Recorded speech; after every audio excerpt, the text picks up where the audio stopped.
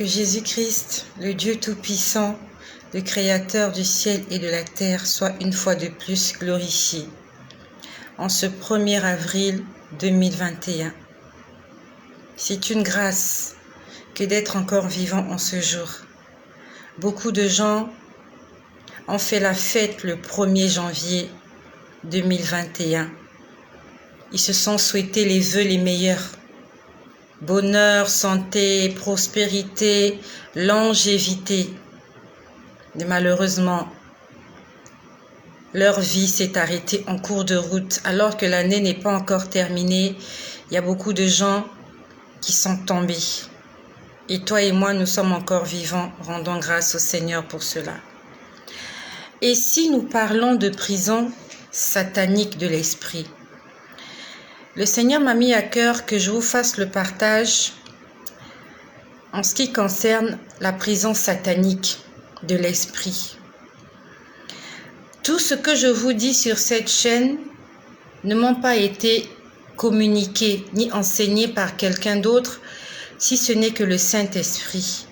Le Saint-Esprit, c'est l'enseignant par excellence. Toi qui es à la tête d'une église, tu es un pasteur, tu es responsable d'un groupement religieux, tu es responsable d'un groupe de prière. Il faut que tu sois connecté au Saint-Esprit. Il enseigne bien, il explique très bien. Quand je parle de prison satanique, j'aimerais dire qu'il y a 3 sortes de prisons. Il y a la prison du corps, il y a la prison de l'âme, et à la prison de l'esprit. La prison du corps, nous savons, c'est lorsque le corps souffre, lorsque votre corps est emprisonné, soit par une maladie, soit par des persécutions, mais que vous pouvez ressentir dans votre chair.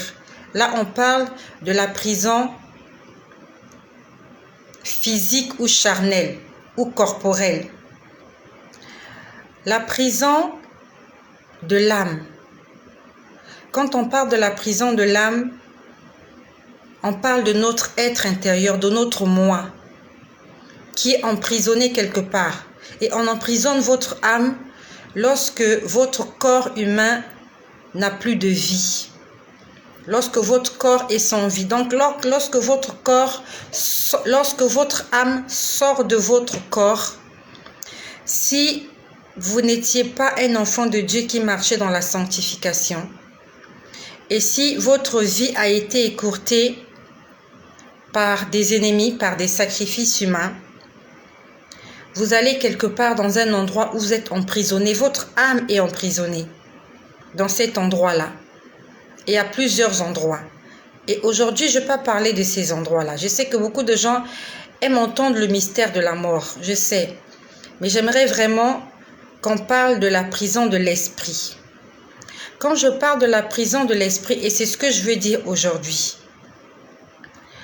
il y a beaucoup de gens qui sont là dehors que vous voyez, mais leur esprit est emprisonné quelque part. Pourquoi je dis ce genre de choses? Parce que le Seigneur lui-même, il m'avait montré que mon esprit était en prison. Et les choses qui vous emprisonnent, ce sont les choses que vous convoitez. Ce sont les choses que vous aimez. Ce sont les choses qui prennent la place de Dieu dans votre cœur. Ce sont les choses qui vous éloignent de Dieu.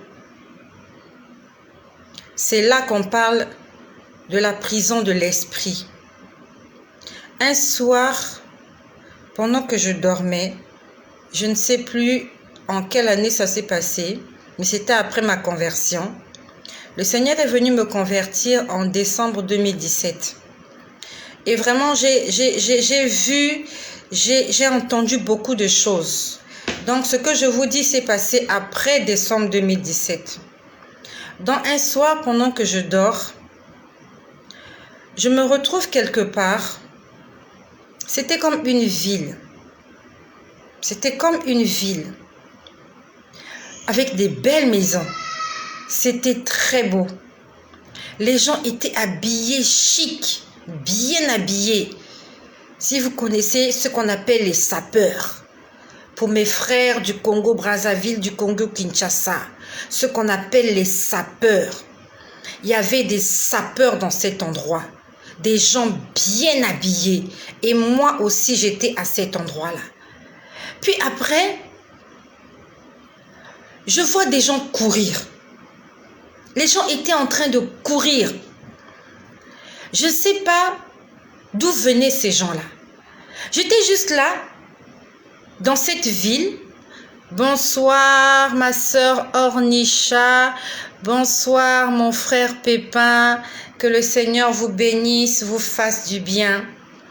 Qu'il soit votre guide, votre protection, votre Seigneur et votre Sauveur. Je suis en train de parler de la prison de l'esprit. Donc, je vois des gens courir. Ça s'est passé un soir. Quand les gens étaient en train de courir, en fait, ils me dépassaient. Ils passaient et ils partaient en fait, ils partaient quelque part. Ils étaient en train de courir. Et pendant qu'ils couraient, ils étaient en train de dire, les sapeurs, ils sont là. Quand j'ai entendu, je n'ai pas compris. J'ai dit, mais ils sont là, ils qui? Mais vraiment, tout le monde fuyait et moi, j'étais là. Je ne comprenais pas ce qui se passait. Et quand je vous dis ces choses, sont des choses en esprit. Ce ne sont pas des choses physiques. Ça se passe en esprit. Donc, ce sont des choses qu'on ne voit pas. Mais que le Seigneur nous a fait grâce de voir afin de comprendre ce qui se passe dans le monde spirituel. Nous sommes là pour être enseignés. Bonsoir ma sœur Claudia. Bonsoir ma sœur. Que le Seigneur te fasse du bien à toi, à ta famille, à toutes les personnes qui t'entourent, qui te guérissent de toute maladie, de toute infirmité et qu'il console ton cœur. Le Seigneur entend tes prières, il entend tes pleurs. C'est ce qu'il me demande de te dire. Qu'il entend tes prières et qu'il va te faire du bien. Continue à lui faire confiance. Aucun homme ne pourra te rendre heureuse. Il n'y a que Jésus-Christ qui pourra te rendre heureuse, ma sœur Claudia. Bonsoir, ma sœur Astino. Heureuse de te voir. Ah, je suis un homme. Ok, mais j'ai vu Claudia. Je vois Claudia. Qu'importe. Le Seigneur va te faire du bien. Il va consoler ton cœur. Mon frère Claudia. Il y a aussi des hommes qui s'appellent Claudia. J'ai un frère qui s'appelle Claudia. Bonsoir ma sœur Inès, fidèle au poste. Que le Seigneur vous fasse du bien. Qu'il se souvienne de toutes ces heures que nous sommes en train de passer sur Internet afin d'apprendre et surtout d'être prêts. Nous devons être prêts à rencontrer le Seigneur. Le Seigneur Jésus-Christ revient bientôt. Ce n'est pas un leurre, ce n'est pas un mythe. Ce ne sont pas des histoires. Il revient. Et quand je dis qu'il revient, je sais ce que je dis. Parce qu'il est venu me le dire. Il m'a dit, je reviens. Il n'a pas dit bientôt. Il m'a dit, je reviens. Il m'a dit, je suis déjà en route. Je suis déjà en route. Pour ceux qui me suivent régulièrement, bonsoir Yakuza. Bon là, je ne sais pas si c'est un homme ou c'est une femme, Yakuza. Bonsoir Yakuza. Merci pour votre fidélité à Jésus-Christ. Merci. Il vous le rendra. Soyez obéissants. C'est tout ce qu'il nous demande. Obéissance. C'est tout. C'est pas difficile. Là où il faut dire oui, on dit oui. Là où il faut dire non, on dit non. S'il faut aller à gauche, on va à gauche. S'il faut aller à droite, on va à droite.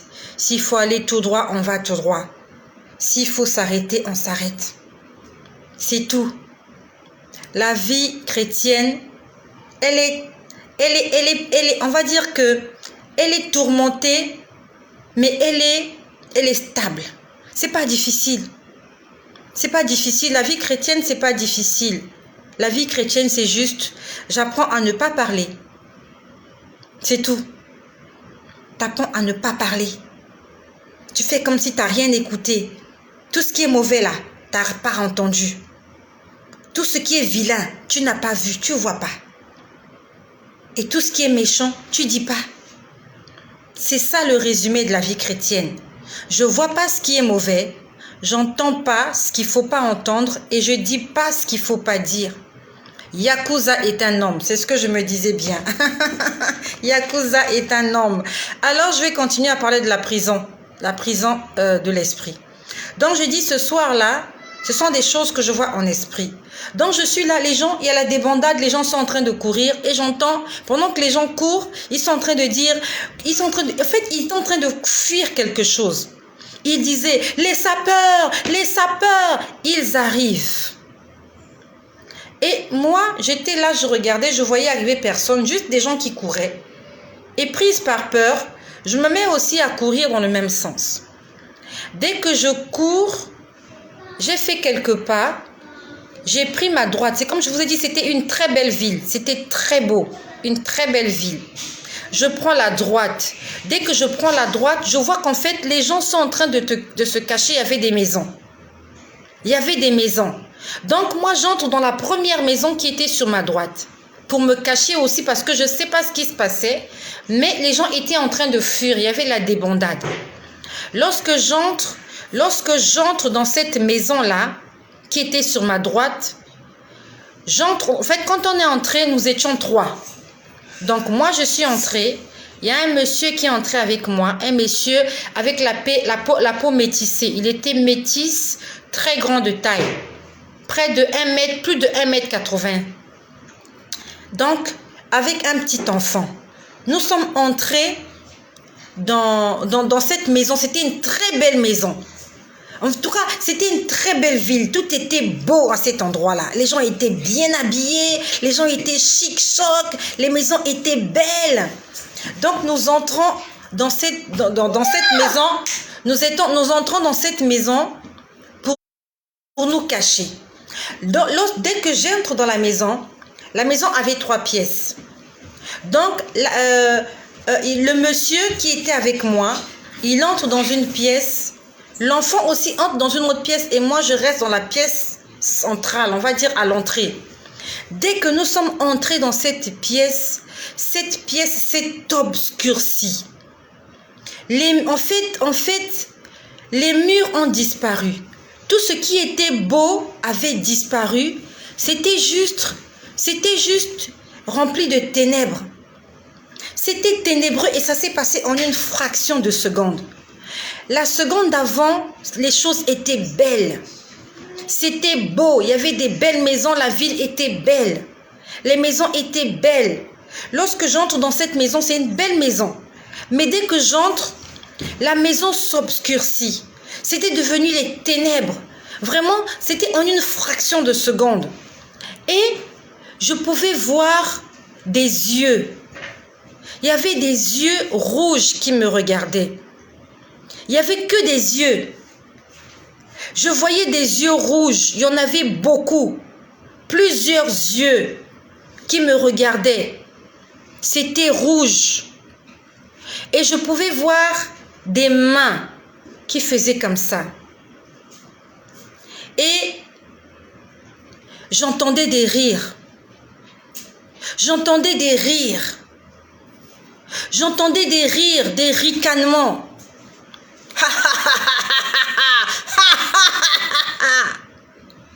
Et c'était beaucoup de ricanements. Et c'était beaucoup de ricanements. Donc, juste le fait de voir les yeux, j'étais effrayée. Je ne voyais pas le corps de ces gens-là. Parce que la pièce était plongée dans les ténèbres. La pièce était plongée dans les ténèbres.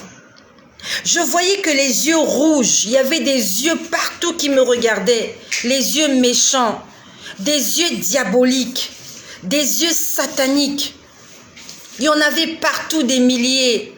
Et je pouvais voir plusieurs mains. Ce n'était pas que 2 mains.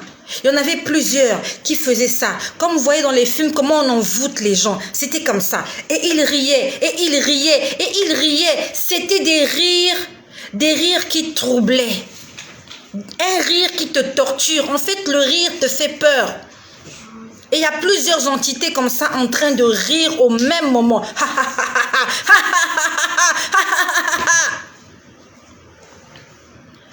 j'ai commencé à entendre des cris. Les gens étaient en train de hurler. Je ne les voyais pas parce que tout était noir. Là où j'étais, c'était noir. Mais je sais que derrière moi, il y avait le monsieur métis qui était entré avec moi. Et que de l'autre côté, il y avait le petit enfant. C'était un garçon d'une dizaine d'années. L'enfant était en train de hurler. Je ne sais pas qu'est-ce qu'on lui faisait. Le monsieur derrière moi était en train de crier. Je ne sais pas qu'est-ce qu'on lui faisait. J'entendais une femme quelque part en train de hurler. Moi aussi, j'étais en train de hurler parce que je ne comprenais pas ce qui se passait. Il n'y avait pas de porte. Il n'y avait pas de fenêtre. Il n'y avait pas de lumière. C'était obscur. Je voyais des yeux qui me regardaient, avec des mains qui étaient en train de rire et de me faire ça. Je pouvais sentir dans ma chair comment j'étais traversée par des vers, des gros vers, comme des vers intestinaux. Pour ceux qui connaissent les vers intestinaux, quand je parle des vers intestinaux, je parle pour ceux qui connaissent les ténias. J'avais des vers, des gros vers qui entraient et qui sortaient dans tous mes orifices. Quand je parle de tous les orifices, vous savez ce que je veux dire par tous les orifices. Donc, toutes les ouvertures, partout où il y a des ouvertures dans mon corps charnel, il y avait des vers qui entraient et qui sortaient. Partout où il y avait des ouvertures. Ici, il y a des ouvertures. Là, il y a des ouvertures. Ici, il y a des ouvertures. Là, il y a des ouvertures. Et j'en ai encore deux quelque part. Et vous savez de quoi je parle. Et j'avais des gros vers, des énormes vers, comme des vers intestinaux, avec la couleur des vers intestinaux. Et ça avait à peu près cette couleur-là. Bon, là, ça ressemble à du jaune, mais c'était un peu comme les vers intestinaux. Si vous avez déjà vu la couleur des vers intestinaux, le ténia, ça ressemblait à ça. J'avais des vers partout, qui entraient et qui sortaient. Donc, les yeux me regardaient. Les mains étaient en train d'essayer de m'envoûter. J'avais des vers qui sortaient et qui entraient dans mes yeux. J'avais des vers qui entraient et qui sortaient de mes oreilles. Il y avait des vers qui entraient et qui sortaient de ma bouche. En fait, c'est ce qui était dans ma bouche qui me dérangeait. Parce que j'avais la bouche ouverte.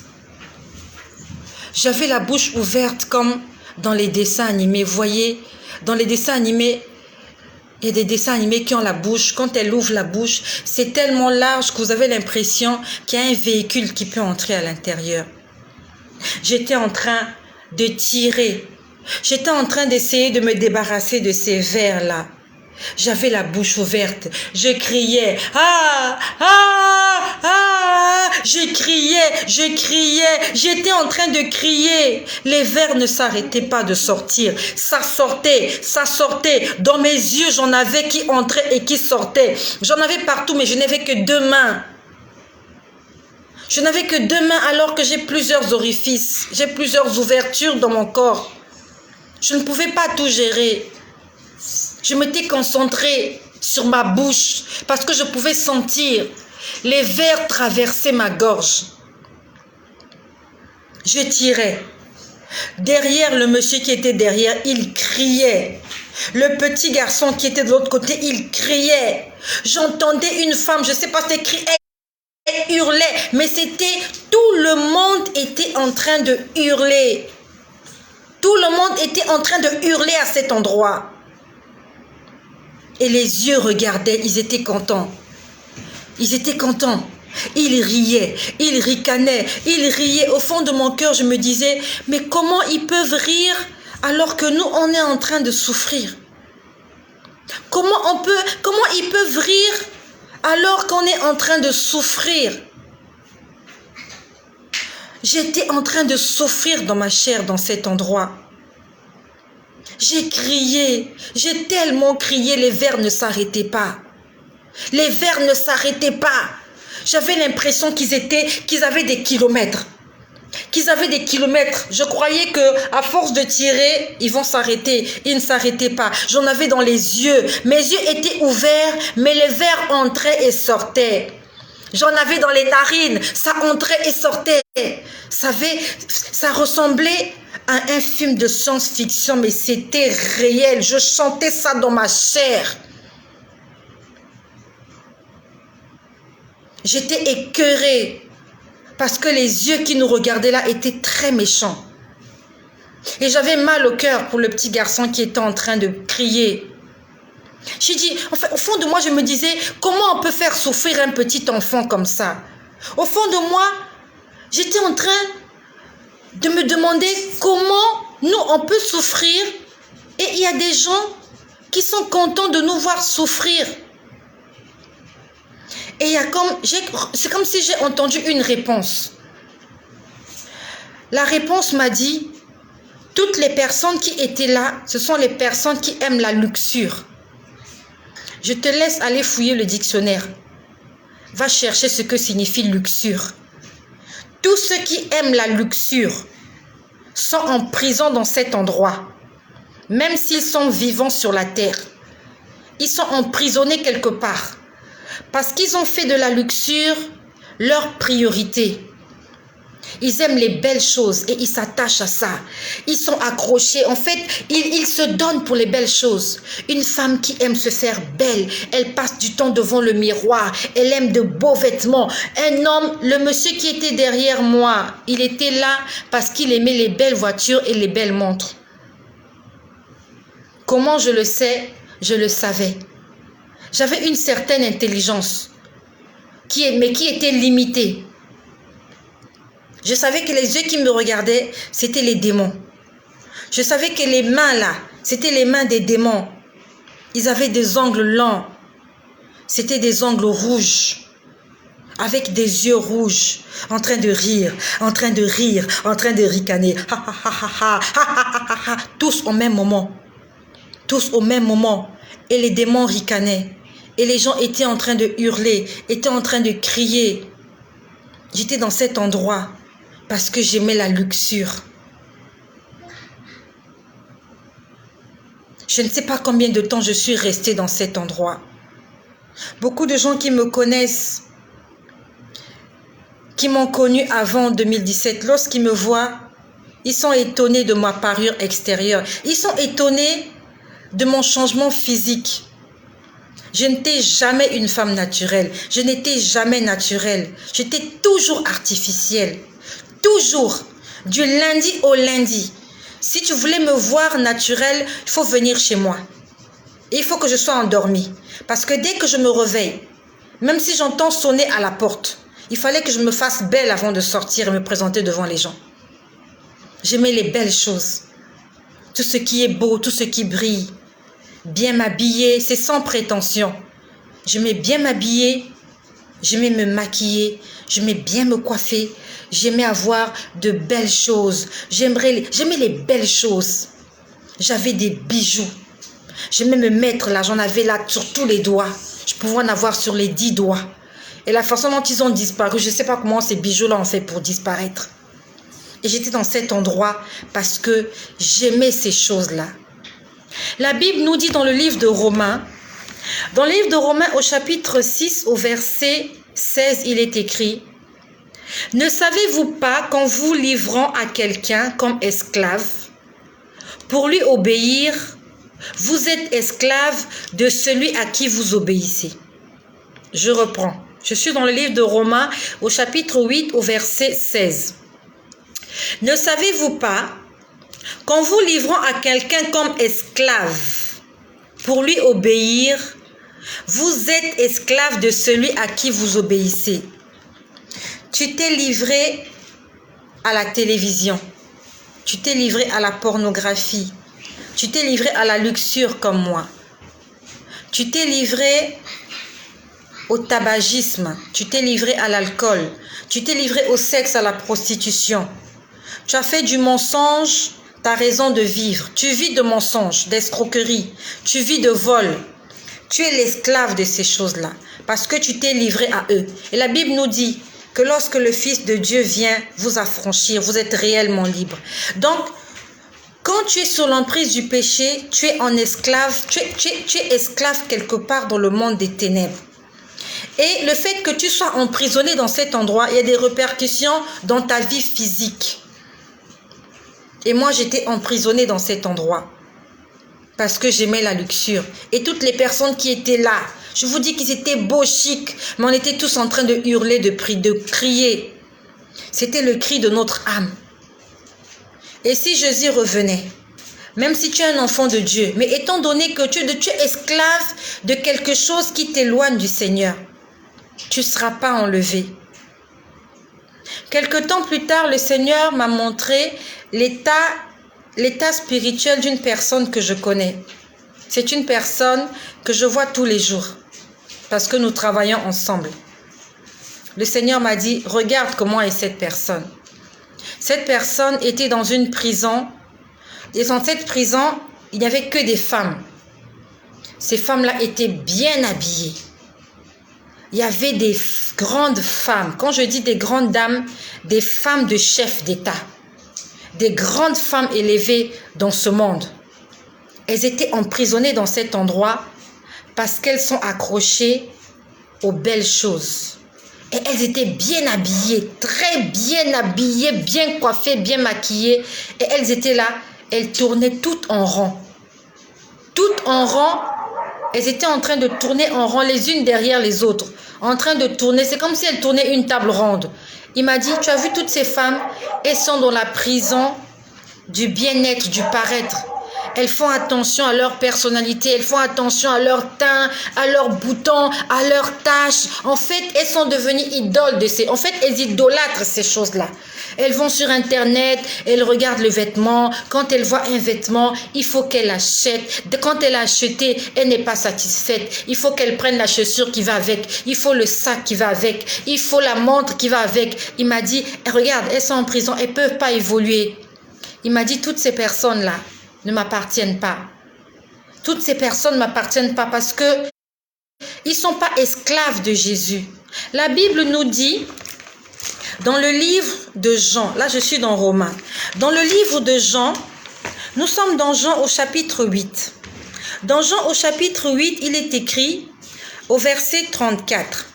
En vérité, je vous le dis, quiconque se livre au péché est esclave du péché. C'est un péché que de prendre la place de Dieu et de le donner à autre chose. La Bible nous dit, tu aimeras le Seigneur ton Dieu de tout ton cœur, de toute ton âme, de toute ta pensée. On dit tout ton cœur. Ça veut dire que tout ton cœur doit être consacré à Dieu.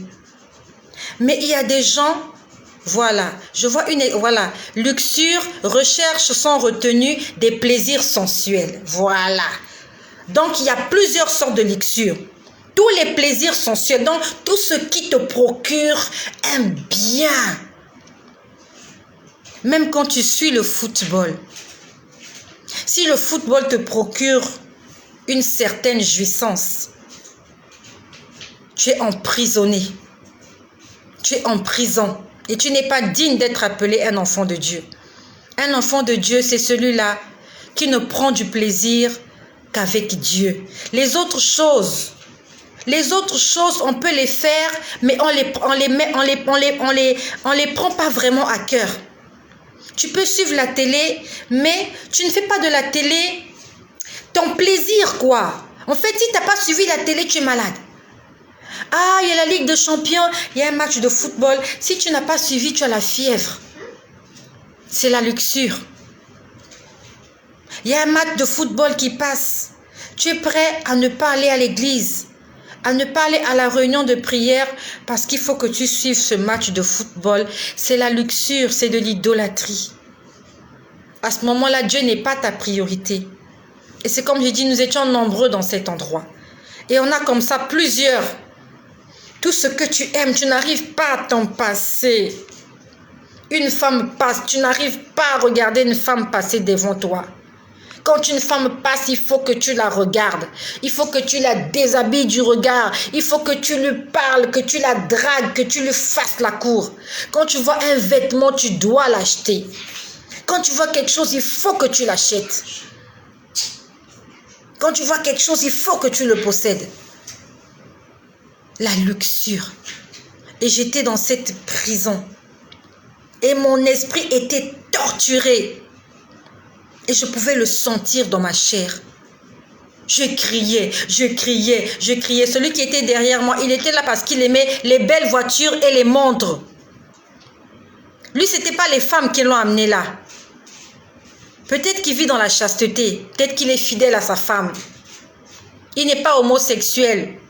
Mais il était là parce qu'il aimait les belles voitures et les belles montres.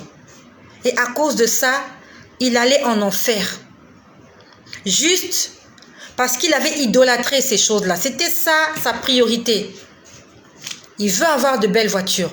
Il ne parle que de voitures. Il parle de montres. Montres Rolex, belles montres chères. Et ces choses ont pris la place de Dieu. Il n'adore pas les idoles. Bonsoir mon frère Joe. Voilà, je vois Joey, mon frère Joey. Merci, que le Seigneur te bénisse aussi. Donc, toutes les choses qui prennent la place de Dieu dans ton cœur, ça devient ton idole. Et tu n'es pas un enfant digne du Seigneur. Nous allons repartir. Non, nous sommes toujours dans Romains. Dans Romains, il est écrit, ayant été affranchis du péché, vous êtes devenus esclaves de la justice. La justice doit être notre priorité. Nous devons être esclaves de la justice. Ça veut dire que si tu n'as pas fait de bonnes choses, si tu n'as pas réjoui le cœur de Dieu, tu te sens mal. Tu te sens mal. C'est ça, être esclave de Dieu. Esclave de l'obéissance. Esclave de justice. Beaucoup de gens iront en enfer, pas parce qu'ils sont menteurs, pas parce qu'ils sont voleurs, pas parce qu'ils sont idolâtres, pas parce qu'ils sont impudiques, mais ils iront parce qu'ils aiment les choses de ce monde, parce qu'ils aiment la luxure. Tu aimes les belles choses. Tu aimes ce qui brille. La belle maison là, ça doit être pour toi. La belle femme là, ça doit être pour toi. Toutes les belles femmes, c'est pour toi. Les hommes de truie, les beaux maris de truie, c'est pour toi. Tout l'argent doit t'appartenir. Toutes les belles chaussures, tu ne te rassasies pas. Tu en as des bleus, tous les bleus. Bleu ciel, bleu marine, bleu ceci, bleu gris, bleu rouge, bleu noir, bleu blanc, ainsi de suite. Tu as tout, tu as tout. Et quand tu vois ces choses-là, ton cœur est apaisé.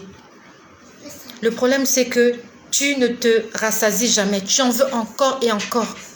Au lieu que tu sois rempli de la présence de Dieu, au lieu que tu aies soif de Dieu, que tu aies soif de justice, nous aimons les choses de la terre. La Bible nous dit, celui qui se fait ami du monde devient ennemi de Dieu. Pourquoi? Pourquoi la Bible dit? C'est parce que le monde entier est sous le contrôle de Satan. Le monde entier est sous le contrôle du malin.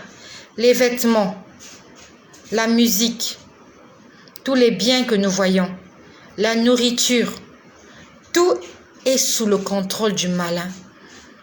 Et quand nous nous accrochons à ces choses, nous accrochons à ce qui est sous le contrôle du malin, automatiquement on s'accroche au malin. Le Seigneur m'a montré un jour l'état d'âme. Alors mon frère Joey, malheureusement, dans ma communauté, les Congolais, cet amour de luxure est très présent, mais je crois au fait que Dieu nous libérera. Oui, Dieu est là pour nous libérer, mais c'est à nous d'accepter la libération. Dieu est là, Dieu a toujours été là, il n'est pas loin. Mais est-ce que nous acceptons d'être libérés? Dieu a déjà envoyé Jésus. Il n'enverra pas Jésus une deuxième fois pour libérer les gens. Il a déjà envoyé une première fois. Le Fils de Dieu est venu afin de nous affranchir du péché. Le problème, c'est nous. Les costumes, il y en aura toujours sur les vitrines. Les belles choses, on aura toujours. Mais c'est à nous d'apprendre à ne plus aimer ces choses-là. Dieu nous a donné les possibilités, les capacités et la force de ne pas aimer ces choses. La Bible nous dit, Dieu a tant aimé le monde qu'il a envoyé son Fils unique, afin que quiconque croit en lui ne périsse point, mais qu'il ait la vie éternelle. Tu crois en Jésus. Tu lui donnes tout ton cœur. Tu lui laisses le commandement de ta vie. Tu lui donnes le volant de ta voiture. Et c'est maintenant lui qui te dirige. C'est plus toi qui dirige ta vie. Tu lui donnes le volant. Tu dis, prends le volant, moi, je m'assois derrière et je te laisse faire. Le problème chez nous, c'est que nous n'aimons pas donner le volant au Seigneur. Parce que le Seigneur nous amènera toujours sur des voies qui sont justes. Et l'homme n'aime pas la justice. Dieu te dira toujours de faire du bien. Il te dira, ne regarde pas les femmes d'autrui. Ne regarde pas ces choses-là, ils vont te détruire. Dieu te dira, ne mens pas, ne vole pas. Et nous, on n'aime pas entendre ça. Nous aimons faire comme nous voulons. C'est ça le problème. Dieu est déjà là, il te tend les mains. Il te dit, viens, je veux te sauver. Mais est-ce que tu acceptes son invitation? Est-ce que tu acceptes qu'il te sauve? Ou tu veux continuer à rester accroché à ces choses-là? Le Seigneur un jour m'a montré l'état d'âme d'une personne que je vois aussi tous les jours parce que nous travaillons ensemble. Cette personne est une très belle personne. Une très belle personne. Mais lorsque le Seigneur m'a montré l'état de son âme, la personne, elle comme la personne est vieille. Elle a une apparence de vieille personne avec des rides. Vieille. Alors que lorsque vous voyez la personne, c'est une très belle personne, jeune. Jeune personne, très belle. Mais son âme est vieux. Une âme, non, son âme est vieille. Le problème, c'est qu'est-ce que nous acceptons que Dieu puisse nous changer? Est-ce que nous acceptons que Dieu puisse nous façonner à son image? Dieu est celui-là qui te dira, obéis à mes paroles. Tu veux être mon fils? Tu veux être ma fille? Alors tu obéis à mes paroles. Beaucoup de gens sont emprisonnés. Ils sont là sur terre, vous les voyez, ils sont beaux, belles, riches. Ils sont en prison spirituelle quelque part.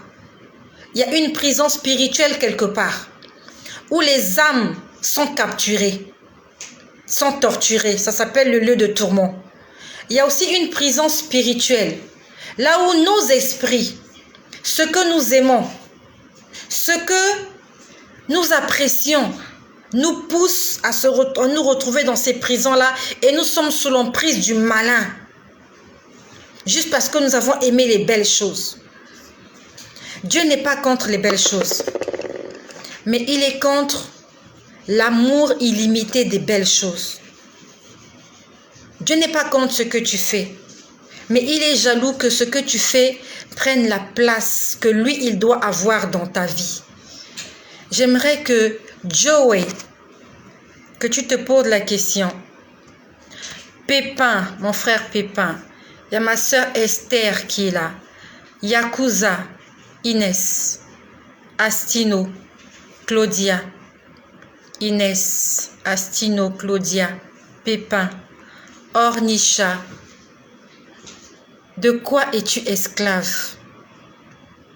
Est-ce que tu es esclave de la causerie? Tu as fait de la causerie ta raison de vivre.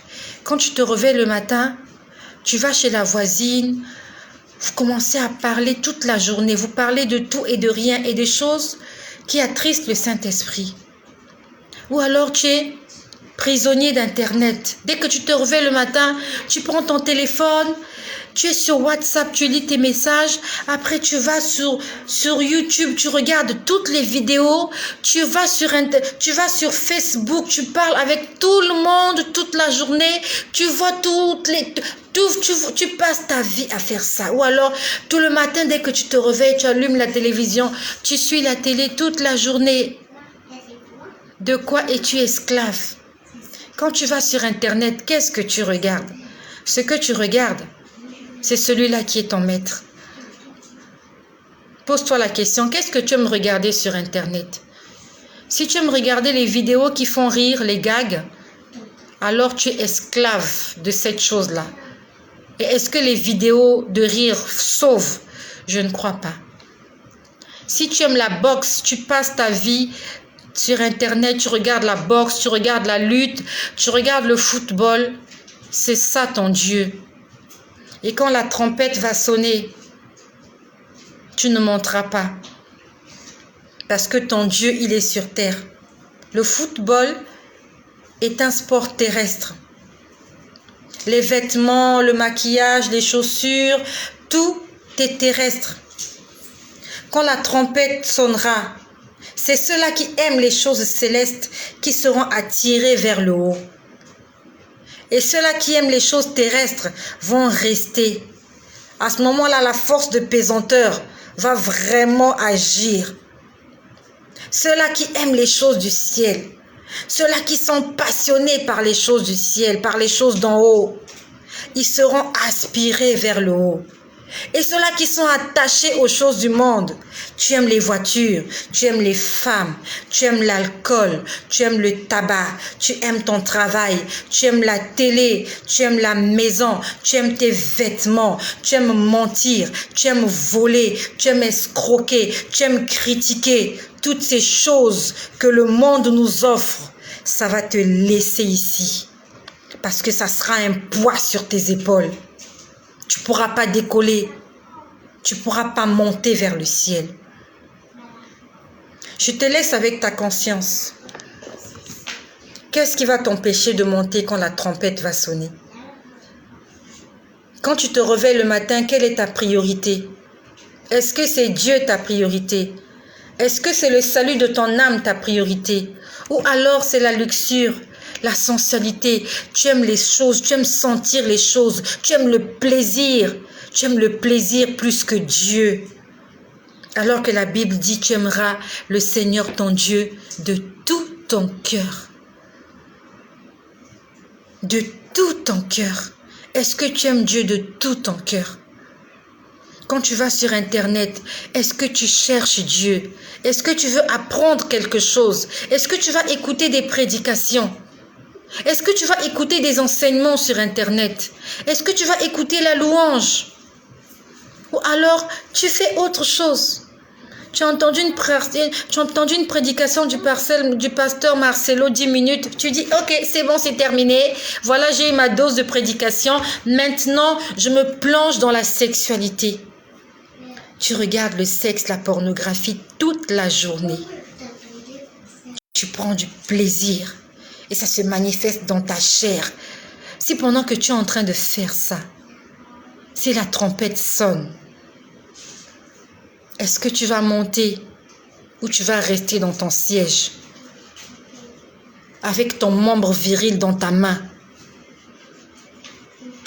Si pendant que tu es en train de te masturber, l'ange de la mort que tu ne vois pas vient et te donne un coup sur la nuque, le coup fatal. Est-ce que c'est un ange de Dieu qui viendra récupérer ton âme ou ce sont les démons qui viendront récupérer ton âme? On viendra te trouver là, la braquette à découvert, avec tes parties intimes dans ta main. Quelle honte!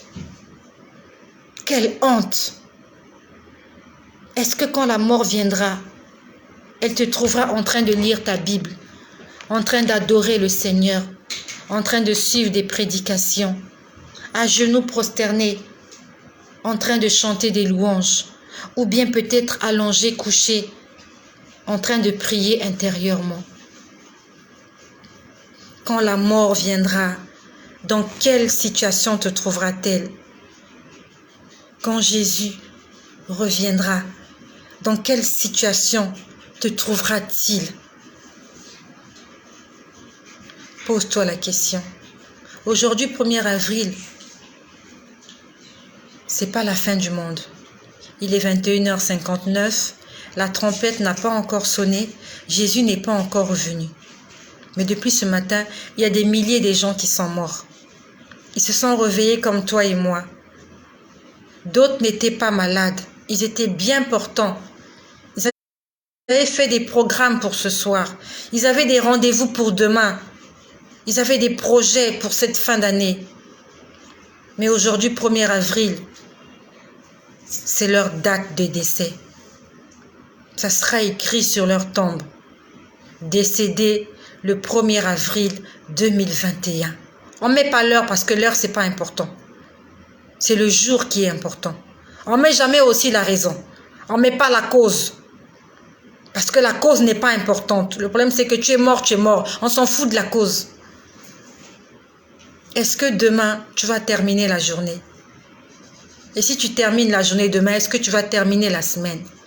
Et si tu termines la semaine, est-ce que tu vas terminer le mois d'avril? Est-ce que tu vas le terminer?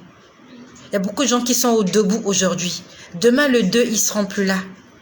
Ils vont s'en aller le 2. Il y en a plusieurs là dehors. Ils ne savent pas qu'ils sont en train de passer les dernières heures de leur vie. Ils ne savent pas. Personne ne leur a dit. La mort ne donne pas de rendez-vous. Il ne te bip pas pour te dire lave-toi, habille-toi, prépare-toi. Je viendrai te chercher à 4 heures. Je venais te chercher à midi pendant que tu es en train de déjeuner. Je venais te chercher à 21 heures quand tu vas monter au lit. La mort n'avertit pas. Est-ce que tu seras encore là demain? J'aimerais t'inviter. Nous allons faire une prière ensemble. Parce que nous ne sommes pas maîtres de notre souffle. Il y a un Dieu là-haut qui coordonne tout. Nous allons nous préparer au cas où ça arrivait ce soir. Que le Seigneur sauve nos âmes. J'aimerais que tu pries avec moi. Seigneur Jésus, j'ai écouté ta parole. Je reconnais que j'ai attristé ton esprit. Pardonne mes péchés. Je te remercie pour ton amour, pour ta bonté et pour ta miséricorde. Tu es mon Dieu, tu es mon Seigneur, tu es mon Maître. Je te donne toute ma vie. Je veux t'aimer de tout mon cœur. Je veux obéir à tous tes commandements. Et je veux passer mon éternité à tes côtés. Car c'est toi mon Créateur. Manifeste-toi dans ma vie. Sauve-moi. Libère-moi de la prison qui m'empêche de voir ta gloire. Fais descendre sur moi ton Esprit Saint. Et révèle-toi à ma personne. Au nom puissant de Jésus-Christ. Je te remercie, à toi qui as fait cette prière. Il y a un adage qui dit, ne repousse pas à demain ce que tu peux faire aujourd'hui. Vous êtes nombreux à me suivre et je ne sais pas si demain, nous allons encore pouvoir nous suivre comme ça sur Internet. Il y a plusieurs personnes comme toi qui avaient un compte en banque, un compte Facebook. Beaucoup de gens ne pourront plus accéder à leur compte Facebook parce qu'ils vont mourir aujourd'hui. Le compte Facebook va rester. Et on n'aura pas de notification pour dire, il y a un internaute, il y a mon frère tout à l'heure qui m'a écrit, voilà, il m'a dit qu'il est au Congo. Voilà, mon frère Joey, voilà.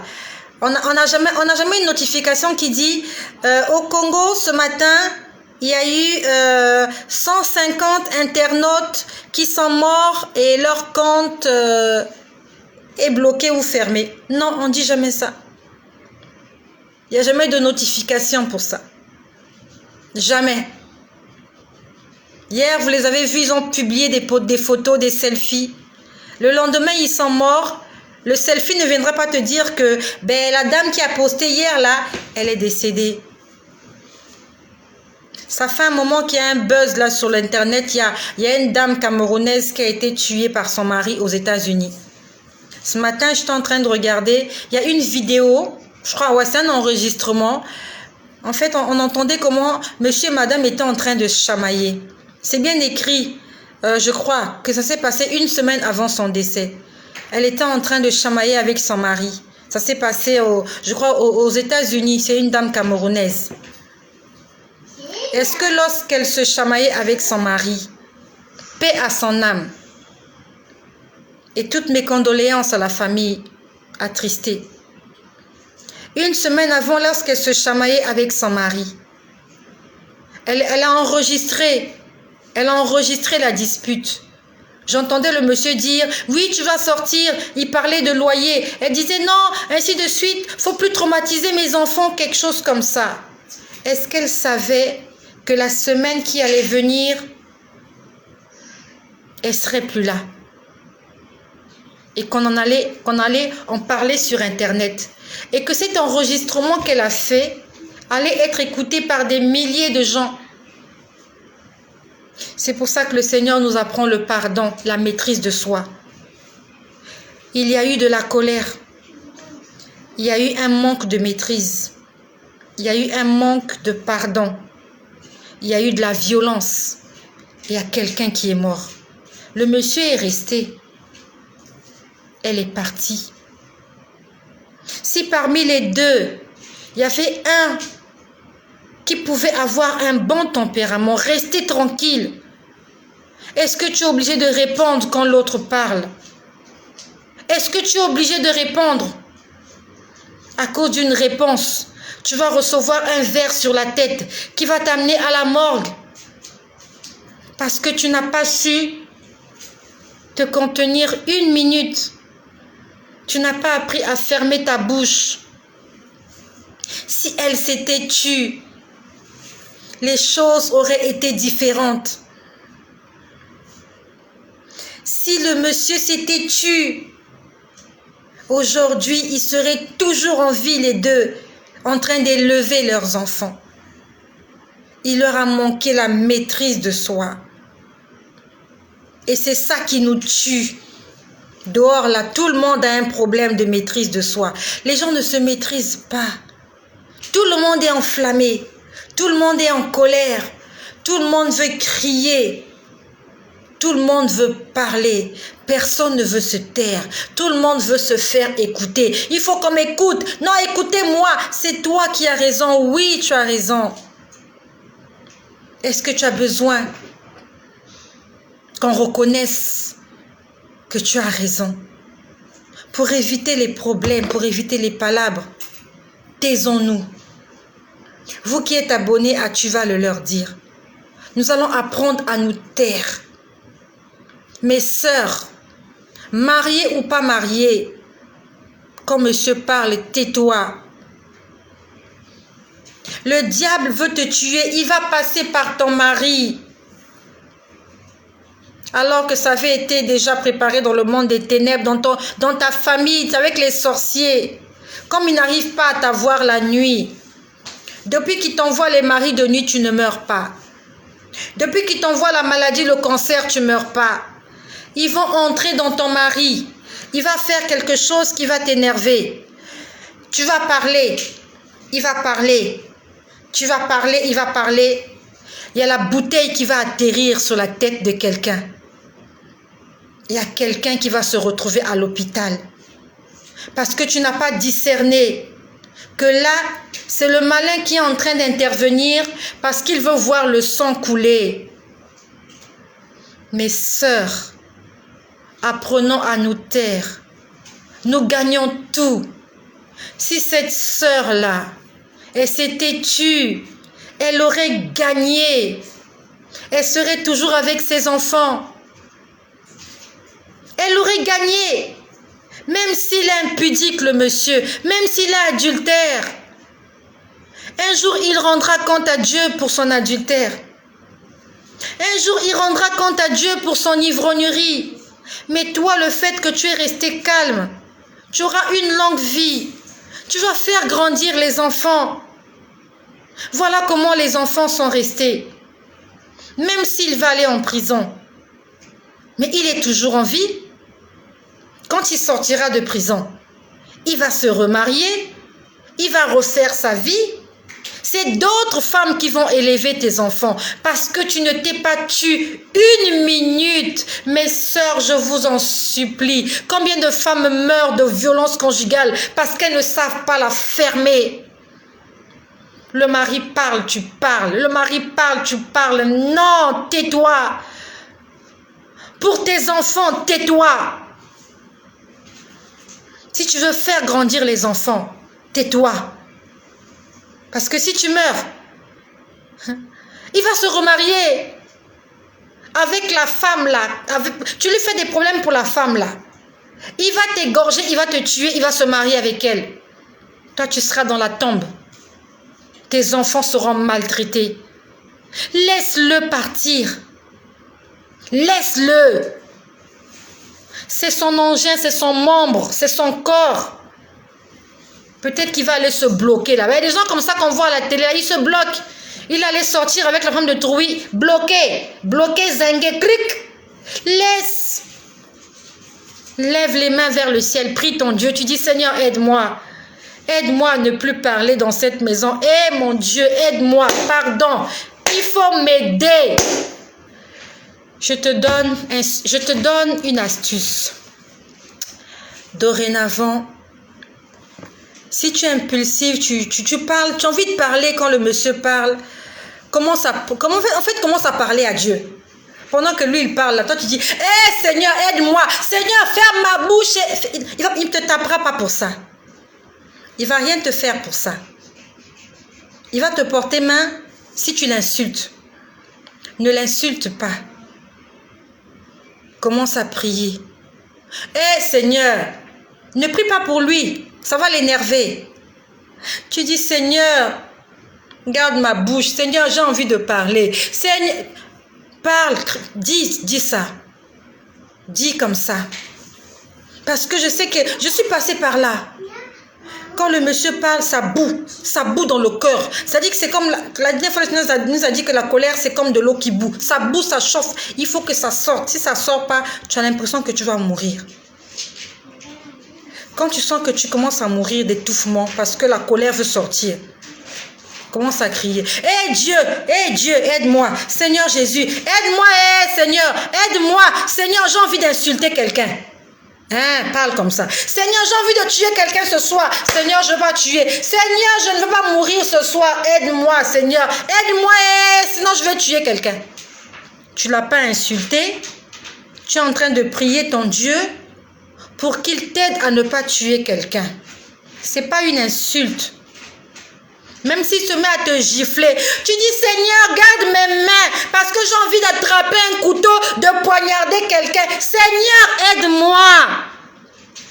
Ça va paraître ridicule pour certaines personnes, mais tu es en train d'appeler Dieu au secours. Tu l'appelles au secours parce que tu sais que tu es faible. Que tu n'arrives pas, que sans l'intervention de Dieu, tu ne pourras pas t'en sortir.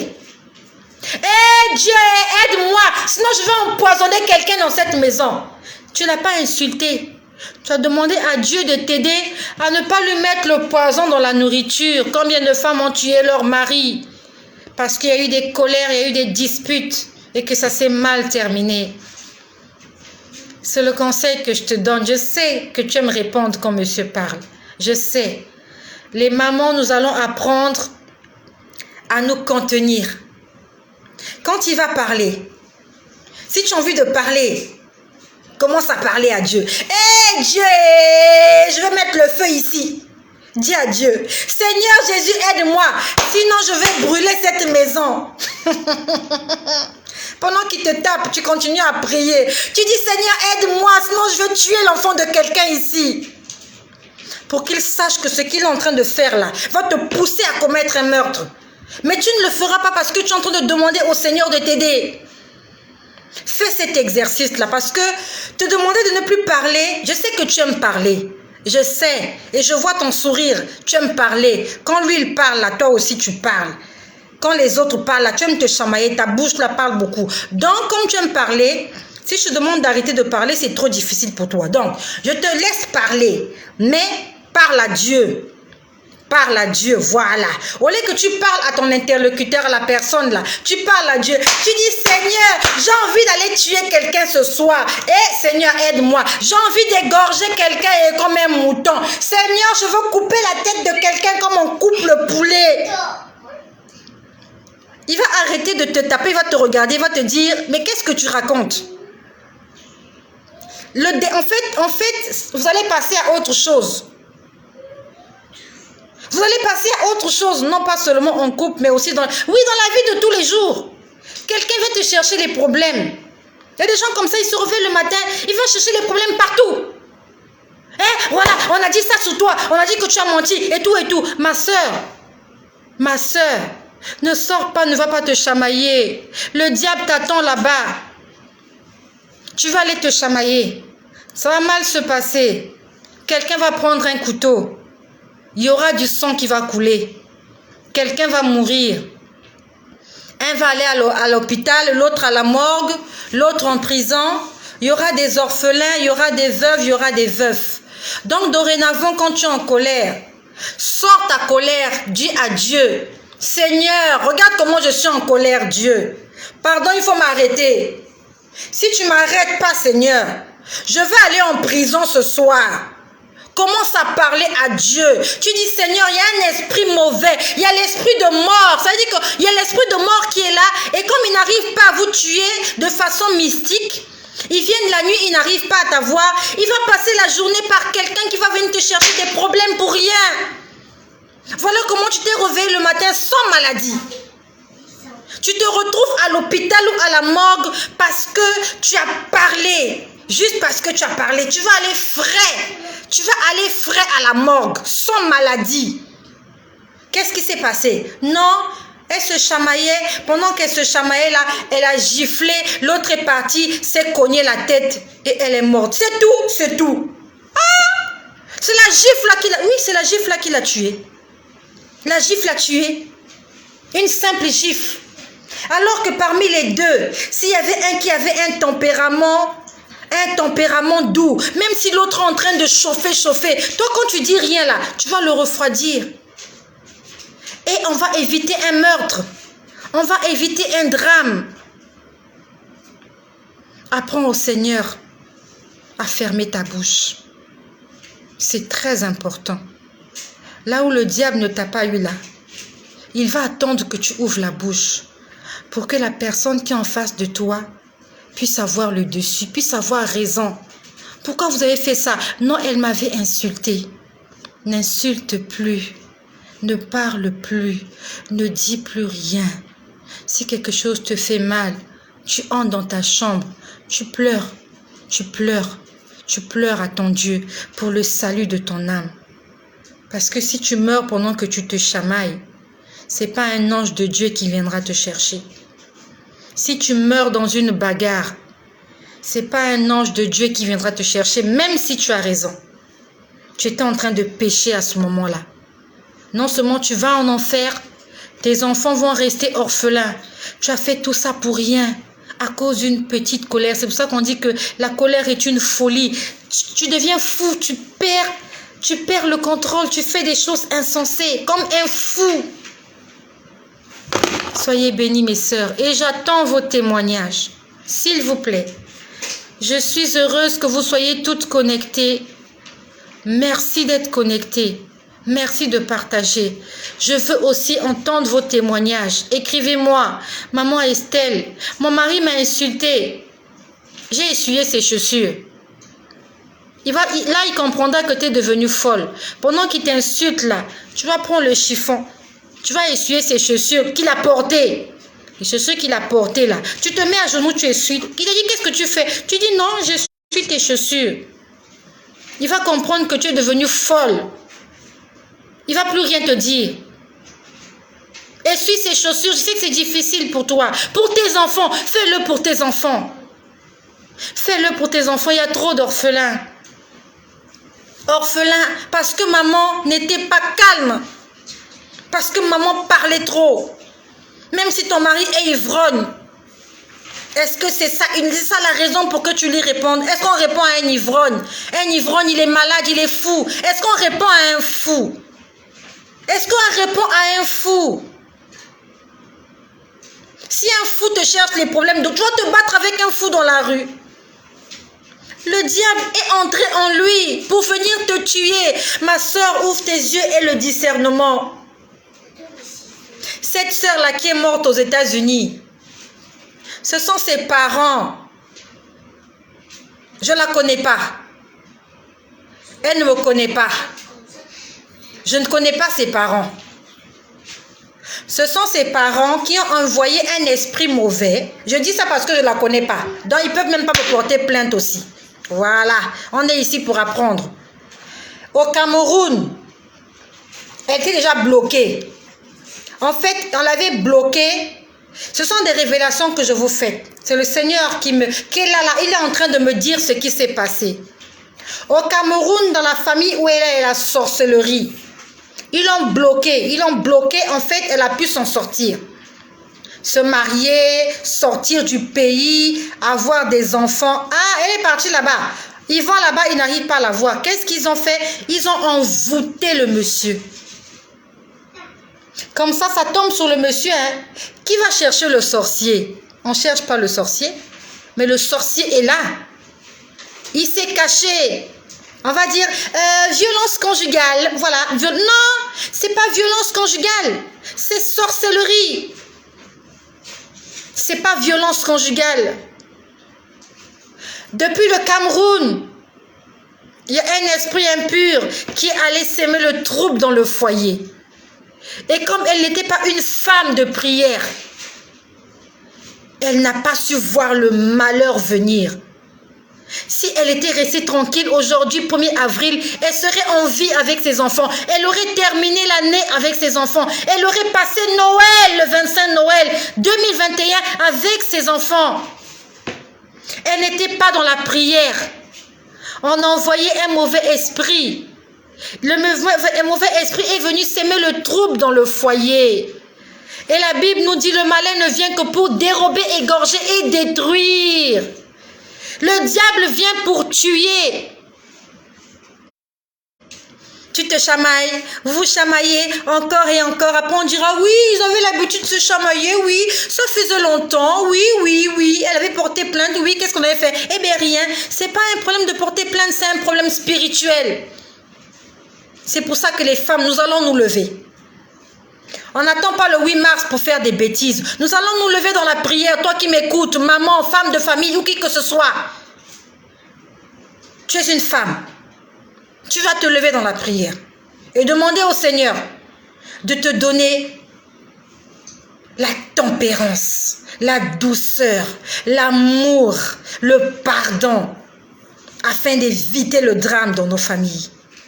D'éviter le drame dans nos foyers, d'éviter le drame dans notre couple. Mais quand il va venir, même s'il est sourd, il va parler. Toi, tu réponds pas. Ma soeur, tu réponds pas parce que tu es vaccinée contre le Covid. Nous sommes vaccinés.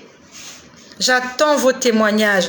Je te bénis, Clarisse. J'attends tes témoignages. Je te bénis, ma sœur Carole. J'attends ton témoignage. Je te bénis, Reine. Je te bénis, Inès. Astino. Nel.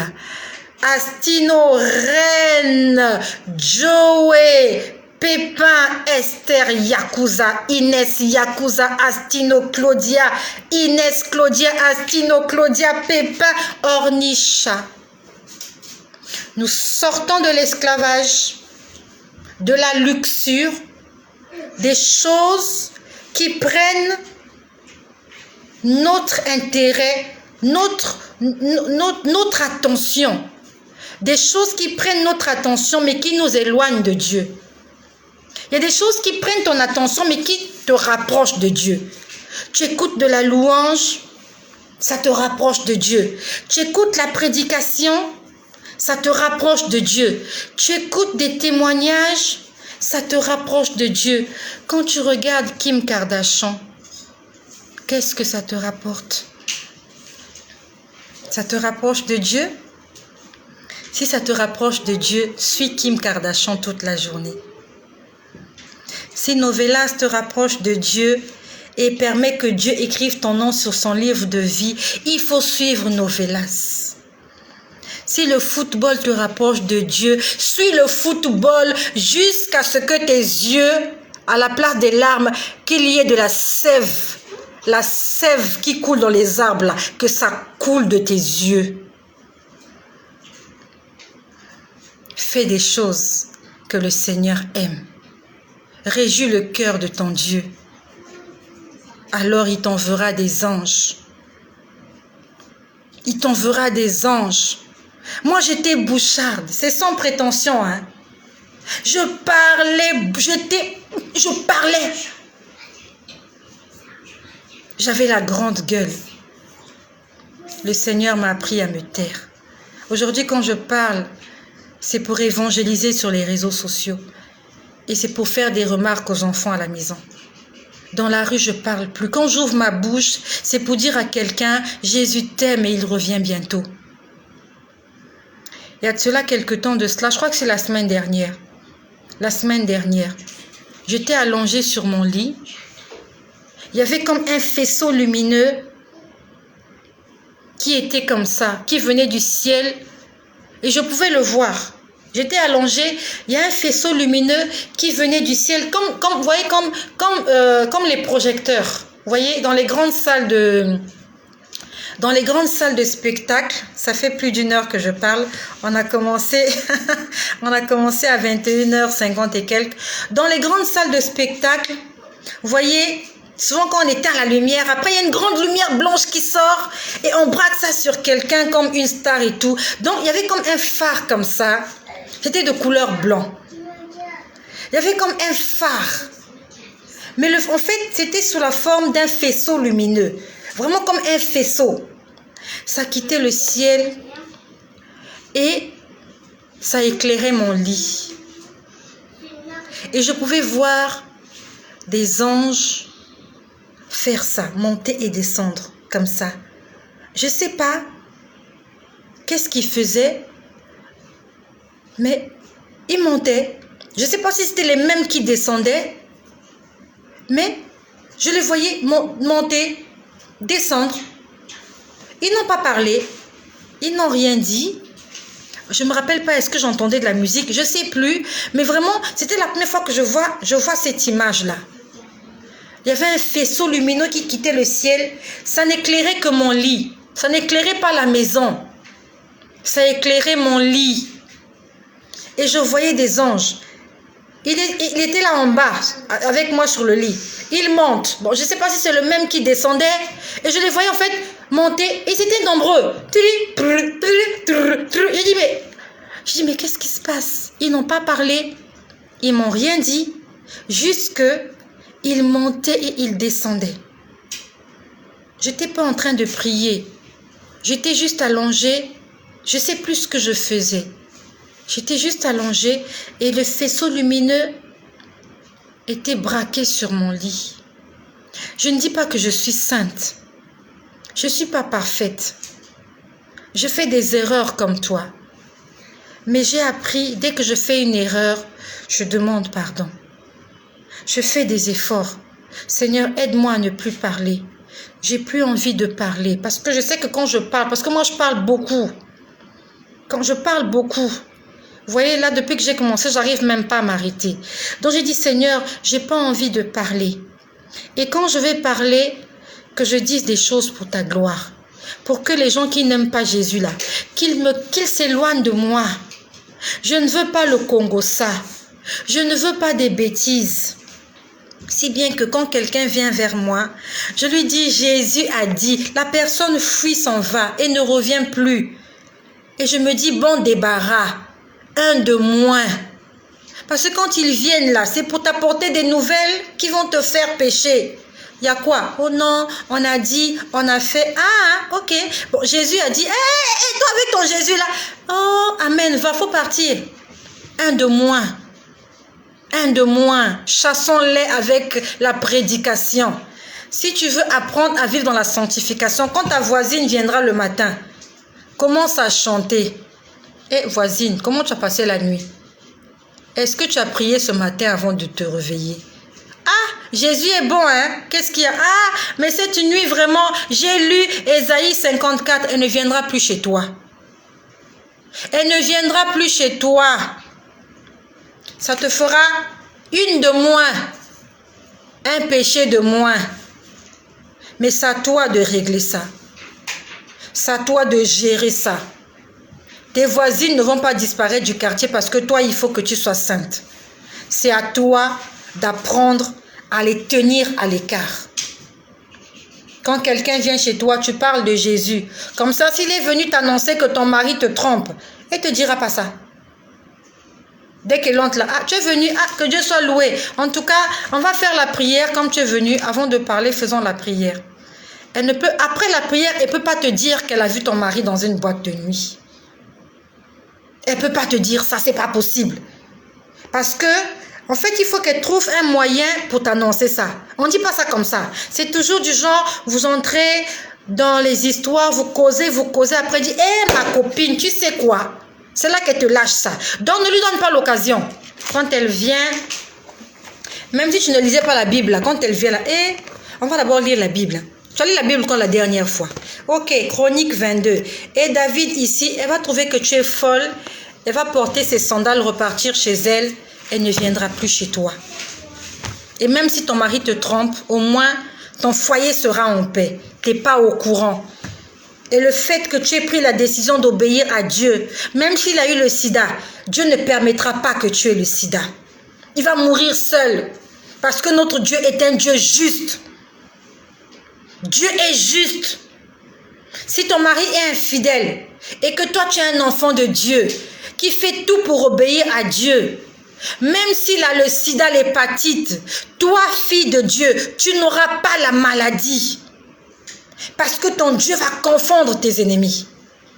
Parce que tu es esclave de la justice, comme il est écrit là dans Jean tout à l'heure quand on a lu. Tu es esclave de la justice. Dieu va confondre tes ennemis. Il va mourir du Covid. Toi, tu n'auras pas le Covid. Il va mourir du sida. Tu n'auras pas le sida. Il va mourir de l'hépatite, de la syphilis, de la gonocoxie. Toi, tu n'auras pas ça. Parce que tu es sous la protection divine. Dieu est un Dieu juste. Et il ne fait pas pécher. Il ne fait pas payer les péchés des uns sur les autres. Si ton mari a péché, c'est lui qui mourra. C'est lui qui rendra compte.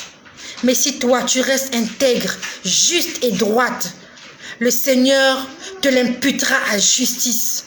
Il va veiller sur toi. Il y a un Dieu là-haut qui écoute nos prières.